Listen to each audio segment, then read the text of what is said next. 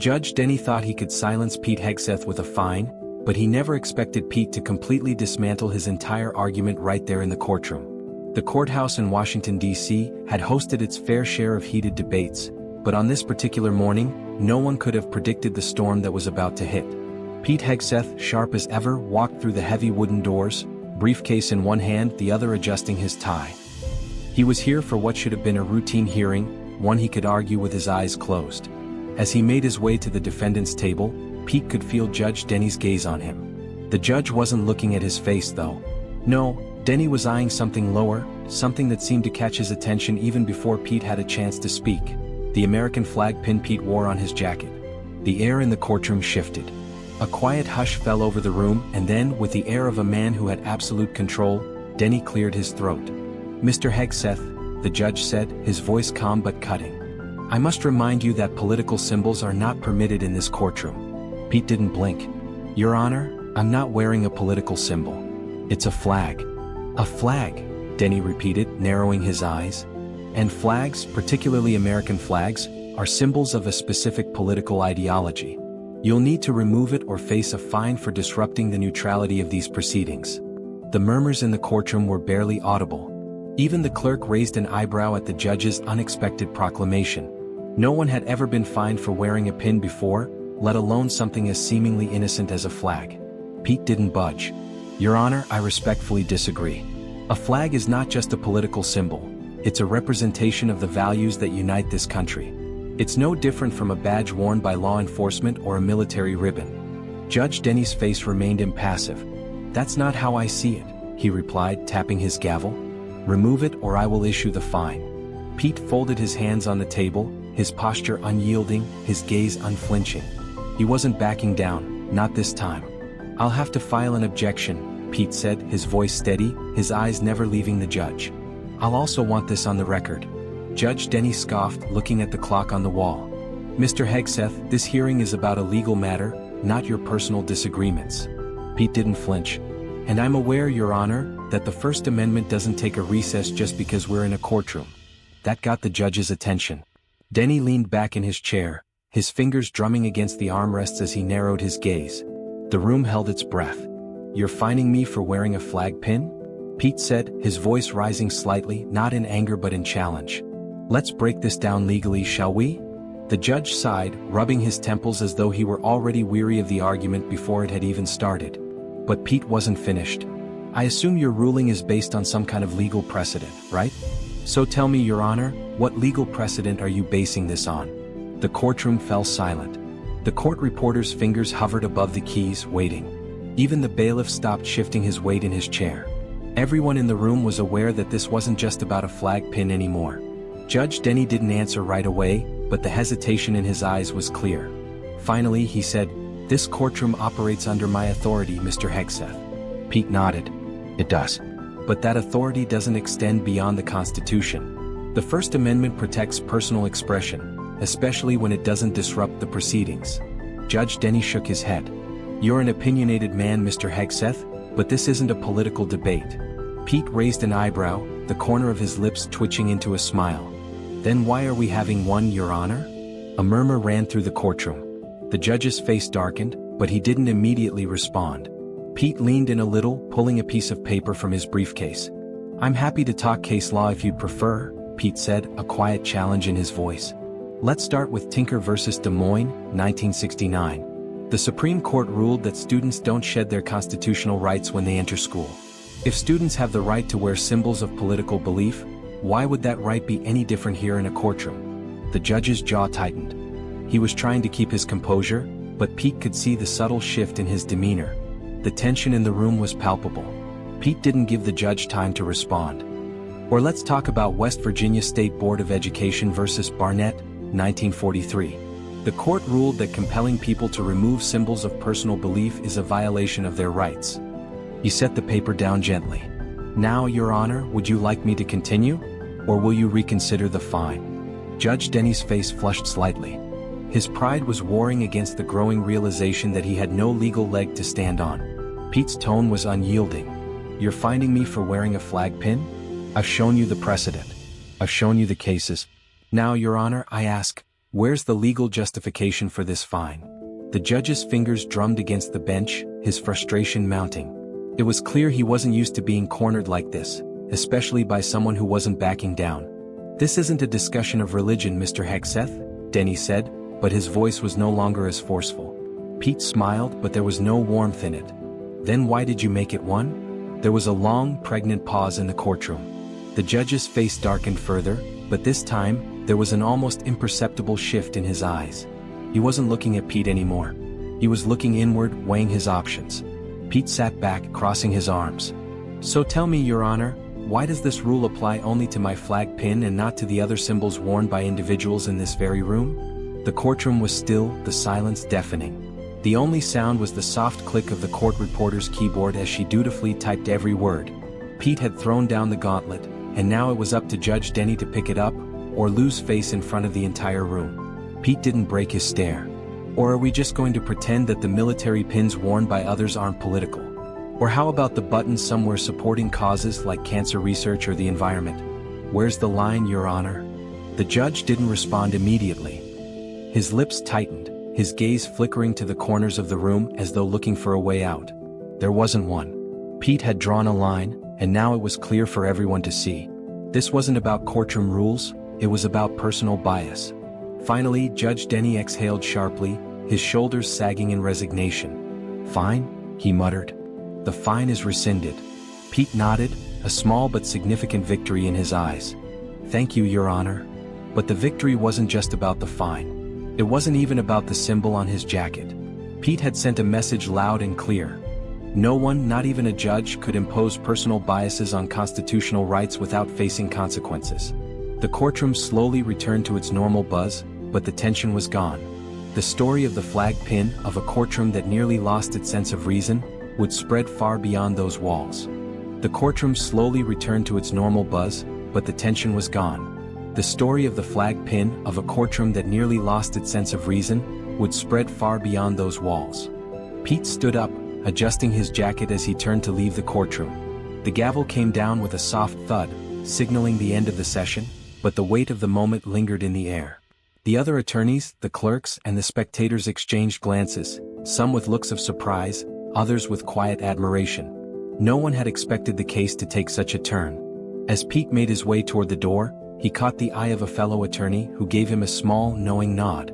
Pete responded with a quick, subtle grin. It was moments like these, where principle trumped all else, that made the years of hard work worth it. Outside the courtroom, the hallway was buzzing with the normal noise of passing attorneys, paralegals, and court officers. Pete could feel the hum of energy around him, but he remained calm, collected.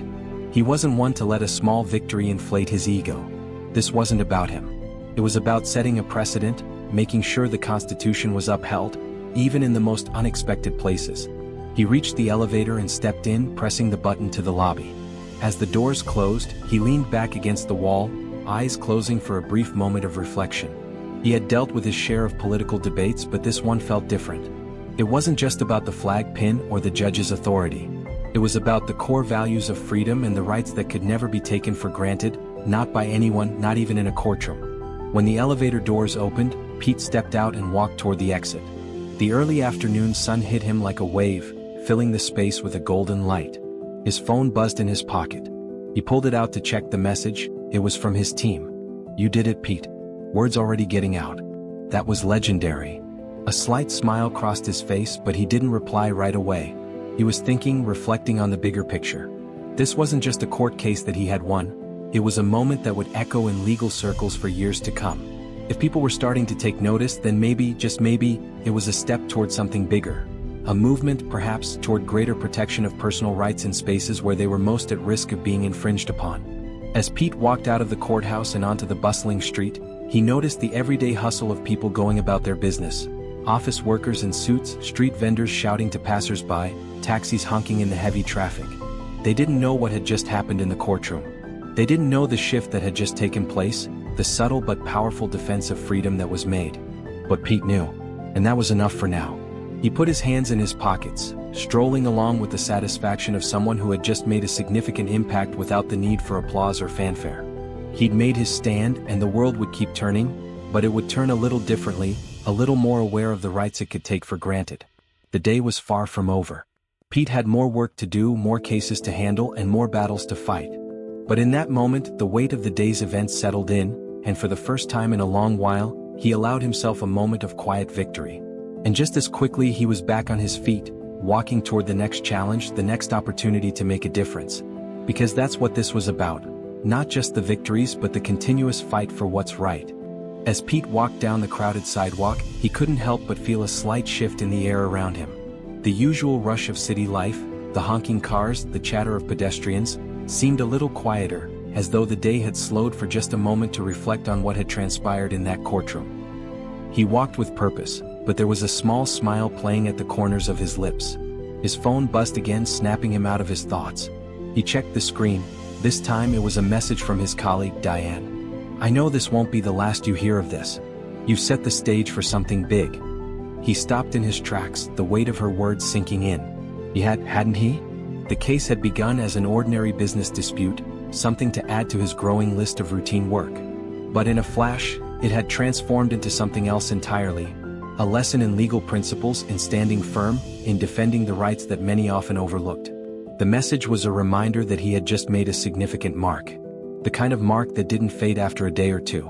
This wasn't just about winning one case, it was about sending a clear signal that no one, no matter their position or authority, was above the law. Especially not when the law itself was there to protect freedoms that were too easily disregarded. Pete's mind raced for a moment as he thought about the ripple effects of the day's events. Would the judge retreat from his stance? Would other attorneys be emboldened to challenge unwarranted authority in similar ways? He didn't know. But what he did know was that today, people saw that courage and principle could win out, even in the face of strong opposition. He reached the corner of the street and crossed to the other side, still lost in his thoughts. A voice in the back of his mind reminded him that, as gratifying as this moment felt, it wasn't over yet. There was always another challenge waiting. Always another opportunity to stand firm for what was right. As he neared his office building, Pete took a deep breath, trying to center himself before heading inside. He was still processing everything that had happened in the courtroom, the tension, the quiet power he'd felt as he stood his ground. But he knew that his work wasn't finished. This victory was just one piece of the puzzle. The moment he entered the office, the buzz of his team's energy hit him. He was met with a chorus of congratulations. Diane was already standing by his desk, a wide grin on her face. "That was unbelievable," she said, shaking her head in awe. "You really took him down." Pete couldn't help but laugh, rubbing the back of his neck. "I don't know if it was that dramatic," he said, trying to brush it off. "Please," Diane scoffed. "You literally made a judge reconsider a decision right in front of everyone. You've got half the city talking about it." He gave her a small, modest smile. "I didn't do it for the attention though. I did it because it was the right thing to do." Diane nodded, her expression softening. "Exactly. And that's what makes it so powerful." Pete sank into his chair, taking a moment to gather his thoughts. The reality of the situation was starting to sink in. He had fought for more than just the letter of the law. He had fought for something much more abstract but just as vital, the integrity of the legal system itself. A system that was supposed to protect individual rights, not trample over them. His phone buzzed again, and this time it was a news alert. Courtroom drama. Lawyer challenges judge's authority in landmark case. It was followed by a link to an article detailing the day's events, already beginning to pick up steam in the media. He opened the article, scanning through it quickly. It was a piece about the hearing, highlighting the tension between him and Judge Prescott, the unexpected fine, and the legal argument that had turned the entire case on its head. The article also referenced his quick-thinking challenge to the judge's authority, framing the moment as a bold stand for constitutional rights. Pete couldn't help but shake his head slightly. "Well, this is going to be all over the news, isn't it?" he muttered to himself. "Don't act surprised," Diane said, clearly reading his mind. "You've got a lot of people in your corner now." "Yeah, I just hope the bigger picture isn't lost in all the drama," Pete said. "I mean, sure, it's a good story. But I want people to understand the real point here, the importance of standing up for our rights no matter what." Diane gave him an understanding nod. "I think they'll get it. People love a good story, but they'll get the message. They always do." Pete sighed, feeling a moment of peace wash over him. The hard part was over. He had made his point and the court had backed him up. Now it was a matter of seeing what came next. As the day wore on, Pete was pulled in different directions. His clients called, Others sent congratulatory messages and colleagues dropped by to share their thoughts on the case. But through it all, Pete couldn't shake the feeling that something had fundamentally shifted. This wasn't just about one courtroom battle, it was part of a larger fight. A fight for the integrity of the legal system, for personal rights, and for justice that didn't bend to the whims of those in power. By the time evening came and Pete was finishing up his final tasks for the day, he found himself alone in his office, reflecting. The city outside had calmed down. The bustling streets had quieted, and the evening sun cast a warm golden hue over the skyline. Pete sat back in his chair, his eyes resting on the framed law degree hanging on the wall. It was a constant reminder of why he had gone into this profession, to protect and uphold the values that made the legal system so vital. And today he had done just that. Tomorrow there would be more work to do, more clients to help, and more cases to fight. But for tonight, Pete allowed himself a small moment of triumph, knowing that he had made a difference. A small but significant difference that would echo for a long time. For now, though, he simply closed his eyes, leaned back in his chair, and allowed the quiet satisfaction to settle in. The fight for justice was far from over, but for today, it had been won. As Pete sat there in the dim glow of the setting sun, a soft knock came at his office door. He opened his eyes to see Diane peeking in, a mischievous grin tugging at her lips. "You might want to check your email," she said, stepping inside and handing him a printed sheet of paper. "Looks like your little courtroom moment has started something bigger." Pete took the paper, scanning it quickly. It was an invitation from a prominent legal organization asking him to speak at their upcoming conference about the importance of constitutional integrity in modern courtrooms. He let out a low whistle. "They want me to give a keynote?" "Looks like it," Diane said, crossing her arms with a proud smirk. "Turns out standing up to a corrupt judge in broad daylight is good for your career." Pete chuckled, shaking his head. "I didn't stand up for the attention." "I know," Diane said, softer now. "That's exactly why it matters." He set the paper down carefully on his desk. The weight of what was happening hit him again, a deep sense of responsibility weaving its way through the pride. This wasn't just about him anymore. His actions had sparked a conversation, a real one, about the role of judges, the power dynamics in courtrooms, and the importance of never backing down when the law was being twisted. He thought back to that moment in the courtroom, the look on Judge Prescott's face when he realized he had overstepped, the gasps from the spectators when Pete refused to be intimidated, the silence that spoke louder than any gavel strike. That silence had carried far beyond the courtroom walls. It had made its way into headlines, into conversations in coffee shops, into the minds of everyday citizens. And now it was fueling a movement. Pete rose from his chair, stretching out the stiffness in his shoulders. "If they want me to speak," he said, "I'll speak. But I'm not just going to give them some polished speech. I'm going to tell them exactly what happened, and why it matters." Diane smiled, nodding. "Good. They need to hear it." The two of them stood in a moment of companionable silence, the weight of the day settling in around them. "By the way," Diane said as she turned to leave, "you should also know, the Bar Association is reviewing Prescott's conduct." "Officially?" Pete's eyebrows lifted in surprise. "Already?" "Word travels fast," Diane said over her shoulder. "Especially when you shake the system this hard." Pete let out a slow breath. What was happening? The judge who had tried to weaponize his authority for personal bias was now under the microscope. It wouldn't undo what had happened, but it was a start, a tangible sign that the system could still correct itself, however imperfectly. He walked to the window, watching as the city lights flickered to life below. Somewhere out there, people were reading the news, talking about the courtroom clash, debating, reflecting. Somewhere, another young lawyer might feel a little more emboldened to stand up when they saw something wrong. And maybe, just maybe, Judge Prescott, and those like him, would think twice before trying to bend the rules to their will again. Pete stayed by the window a little longer, letting the cool night air seep through the thin glass. In the grand scheme of things, it was just one battle. But it was a battle that mattered. Not just for him, but for every person who believed in the power of justice when wielded the right way. Tomorrow would bring more challenges, he knew that. Maybe even bigger ones. But tonight, he would allow himself a rare moment to simply appreciate what they had accomplished. Because sometimes, the greatest victories weren't won with a shout or a fist on a table, but with quiet, relentless courage and the simple act of saying, "No. Not here. Not today." And Pete Hegseth had done exactly that. The world outside kept moving, the city never truly sleeping. But in a small office, a man who refused to bow to injustice smiled to himself, rolled up his sleeves and got ready for whatever came next. Because the fight for integrity never ended, it only evolved. And Pete would be there ready for it, always.